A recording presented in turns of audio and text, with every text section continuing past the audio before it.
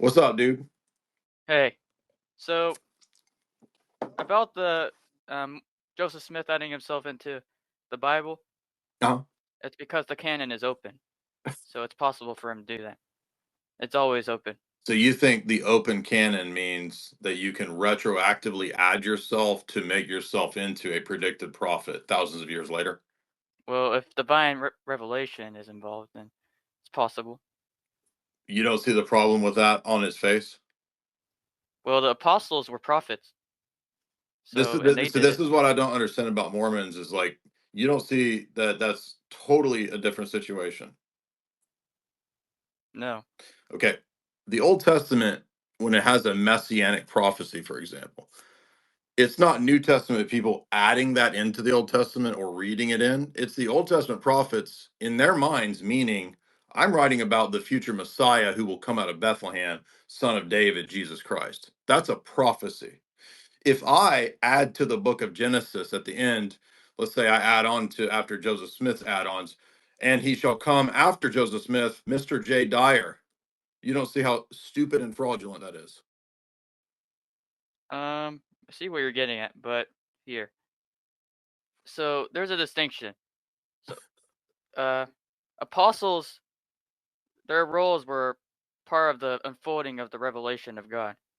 This, whereas Joseph Smith, he's the restoration of the I prophecies know you and what was believe put forth. that, but what I'm pointing to shows that it's a fraudulent situation because one of the prophecies that is cited in Nephi is his own addition about himself. Do you believe that any text of Genesis prior to Joseph Smith had the extra sections about him?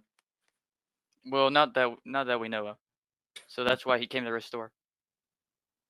How would it be a restoration if he added himself into the text? If I add myself to the Quran, am I now superior to and predicted by the Quran? I'm the new Muhammad. No, Oh, but you so don't you have. I need to have evidence that you're a prophet.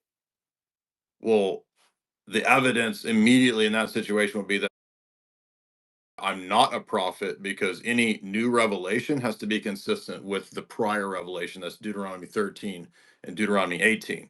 And so adding yourself into an ancient text is a default fraudulent move. Well, Joseph Smith, he aligns with the prophecies before him, No, he and doesn't. he's No. yes. Well, under your interpretation, maybe not.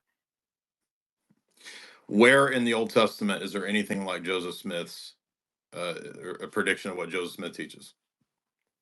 Other than, well, you don't appeal to the things, the later verses that or later chapters that were discovered. So I guess it's Well, I maybe don't believe hard they for you. are discovered. I'm talking about the Torah. Do you admit that the Torah came first? Um, in some ways. What does that mean in some ways? Well, uh, I think maybe I guess it did come first as part of the Hebrew scriptures. Obviously, Right. those predate Joseph Smith, Okay, thank you. but That's what I'm looking but the for. divine Now, revelation is eternal. So well, hold on. Before we get to that, so when it says, for example, in Deuteronomy 13 and Deuteronomy 18, any prophets or preachers that come along have to be consistent with the teaching of the Torah. What does that mean? well, it means what it says probably, right? So but Come on, dude. You're avoiding the question. What does that mean to what we're talking about now in regard to that? In regard to Joseph Smith's prophethood. well, it's consistent from what I could see, what I could tell. Okay, does Joseph Smith teach that there is one God or many gods?